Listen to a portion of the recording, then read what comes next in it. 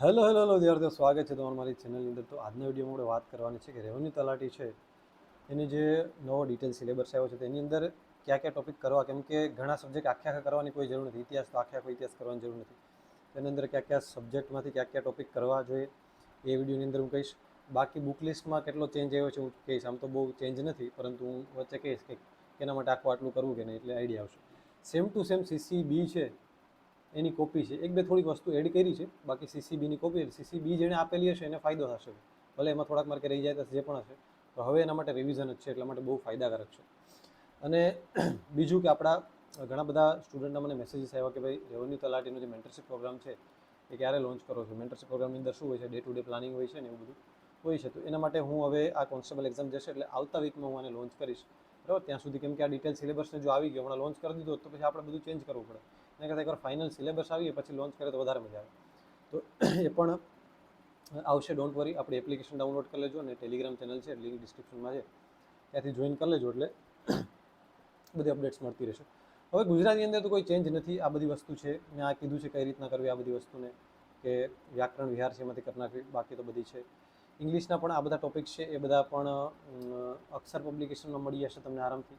સોનક સાહેબ પણ કરી શકો. આમાં કોઈ કેમ કંઈ કોર્સ લેવો હોય તો સોનક પટેલ છે, સારથી એકેડમી છે, પ્રદીપ કાપડિયા, એનું પણ કામ સારું છે. કોઈ પણ એકાદો કોર્સ લેવો હોય તો લઈ શકો. બાકી તમારી જાતે પ્રેક્ટિસ કરવી હોય તો આ બધી બુક્સને રીડ કરી શકો, આમાં કંઈ અઘરું નથી, બરાબર. અને બહુ સિનોર મેન્ટોની પર બહુ ભાર નહીં આપવાનો, એટલું યાદ રાખજો. તો પણ આના પર એક અલગથી વિડીયો હું લાવી શકું.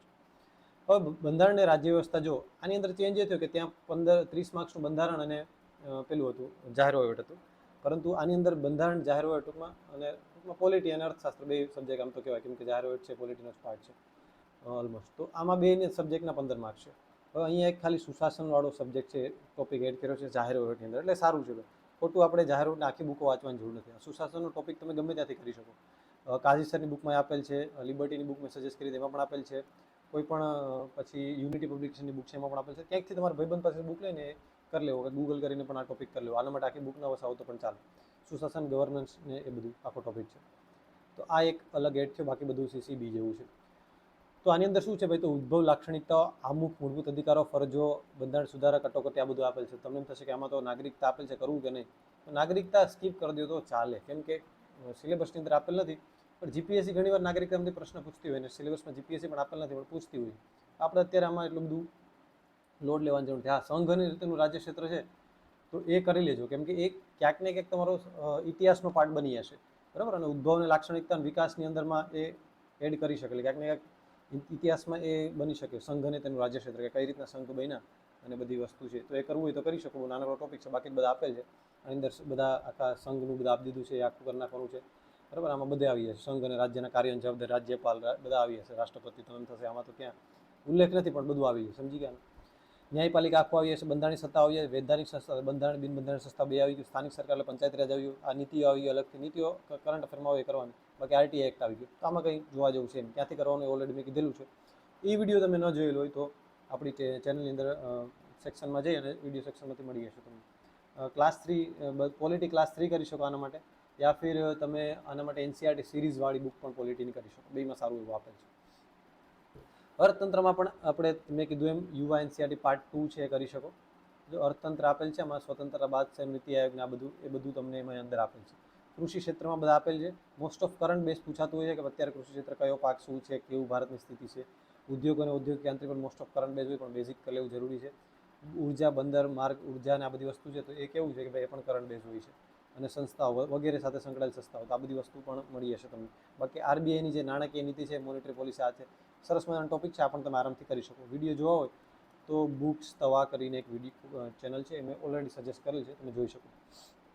હવે જો ઇતિહાસમાં વાત કરીએ, જો આ માર્કિંગ તો તમને ખબર છે 30 માર્ક્સમાં. ઇતિહાસ, ભૂગોળ, વારસો ત્રણેયના 30 માર્ક્સ થઈને છે. ભારત, ગુજરાત બધું આવી છે. એટલે આ 30 માર્ક્સ છે ને એ બહુ અઘરા છે. કેમ? એના માટે 3 સબ્જેક્ટ કરવાના અને એનું ભારત ગુજરાતે કરવાનું. તો તમને એમ થશે કે ઓહો થઈ જશે, પણ આની અંદર મેઇન્સમાં લેખિતમાં છે એટલે આપણે થોડુંક ડિટેલમાં કરવું પડશે. CC ગ્રુપ બીમાં કેવું હતું, હવે મેઇન્સ લેખિતમાં એવું બધું હતું નહીં. આગળ મેઇન્સ લેખિત આવતી નથી.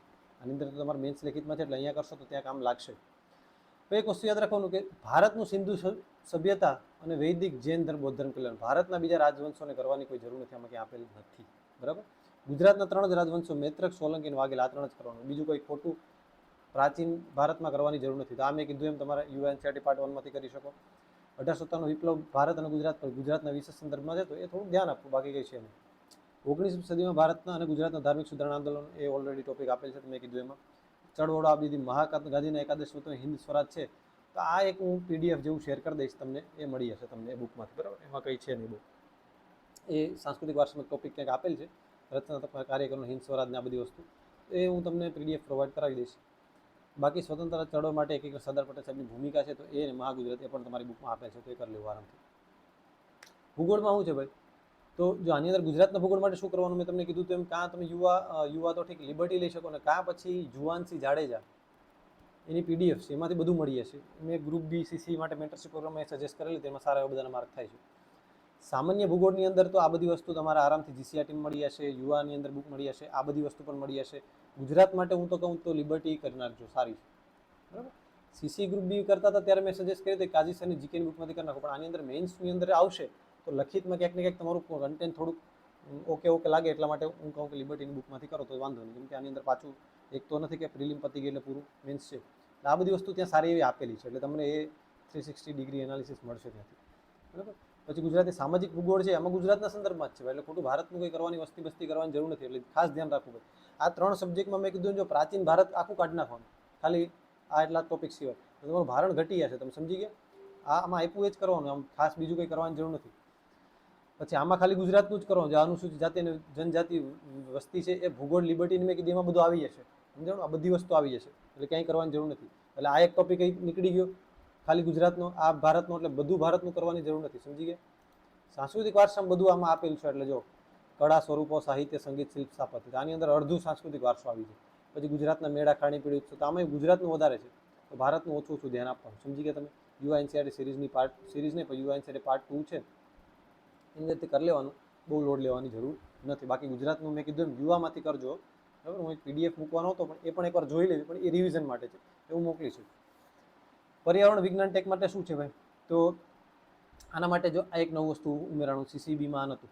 બાકી આ બધી વસ્તુ તમને એનસીઆરટી સિરીઝ કરી લેવી. આના માટે પર્યાવરણ એક આખું 30 માર્ક્સમાંથી 15 માર્ક્સનું છે, તો મોટી બુક કરવી ભાઈ. મોટી એટલે બહુ મોટી નથી, થઈ જશે આરામથી. વિજ્ઞાન ટેકમાં પણ આઈસીટી છે, એ અલગ છે, બાકી કંઈ નથી. એ પણ આપણે યુવાની એનસીઆરટી સિરીઝવાળી બુક છે, એમાં છે, આ બે કરી લેવું. આની અંદર સામાન્ય વિજ્ઞાનનો એમાં બેઝિક આપેલ છે, કરી લેવું, બરાબર. એમાંથી થોડું ઘણું પૂછે છે, મહત્વના શોધકો, એ પણ બધી બેઝિક આપેલ છે. સામાન્ય વિજ્ઞાન માટે અલગ બુક લેવી તો પણ લઈ શકો, પણ એ પછી વધારે લાંબુ ન થઈ જાય, પેલા આ થઈ જાય તો પછી એના પછી કરે. બાકી કરંટ અફેર માટે મેં કીધું એમ યુવા કરી શકો, અથવા લિબર્ટી, અથવા તો આઈસ, કોઈ પણ ચાલે. પછી આની અંદર તો તમને ખબર જ છે બધું જે ટોપિક છે. આની અંદર 3 ટોપિક નવા, જો સમય, કાર્ય, સાંકળનો નિયમ, આ બધું સીસીબીની અંદર નહોતું. આ બધું ભૂમિતિ જામાં આવી, નવું આવ્યું. સરળીકરણ અને બીજગણિત આવ્યું થોડું. અંકગણિત અને ગાણિતિક ગતિશીલતા, ગુણોત્તર અને પ્રમાણ, આ 2-3 ટોપિક નવા ઉમેરણા છે. એ ખાલી એક જોઈ લેવા, તમારી બુકમાં આપેલા છે ત્યાંથી. અને બાકી ગૂગલમાં કે આપણે યુટ્યુબમાં કરશો એટલે આવી જશે ઓલરેડી.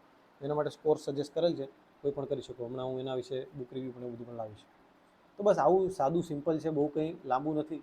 સરખેથી કરવા જાઓ તો 100 દિવસમાં સિલેબસ આરામથી રિવિઝન સાથે થઈ જાય. આપણે 100 ડેઝનું એક પ્લાનિંગ લાવશું, બરાબર. આપણે સીસી ગ્રુપ બીનો મેન્ટરશિપ પ્રોગ્રામ હતો, એમાં તો આપણે 75 ડેઝ જીએસના હતા. બીજા 20-25 દી ટૂંકમાં 80-90 દિવસમાં તો આખું પતી જતું હતું સિલેબસ. તો એટલું તો ઇનફ છે ને, એટલા 3 મહિના જેવું તો આપશે મને લાગે ત્યાં સુધી. અને સીસીબી કરેલા છે તો રિવિઝન જ કરવાનું છે, તો કંઈ ઇશ્યુ છે નહીં. બાકી નવેસરથી કરતા હોય તો પણ તમને સિલેબસ આરામથી 90 ડેઝની અંદર રિવિઝન થઈ જાય, એક પ્રોપર પ્લાનિંગ હોય તો. એના માટે આપણે મેન્ટરશિપ પ્રોગ્રામ લાવશું. આપણે એપ્લિકેશન ડાઉનલોડ કરી લેજો એના માટે, એમાં અપડેટ્સ બધી આવતી રહેશે. બાકી ટેલિગ્રામ ચેનલ બધું છે. અહીંયા સુધી રાખીએ વિડીયોઝને, વળીએ નેક્સ્ટ વિડીયોની અંદર. All the best, Tata, C you.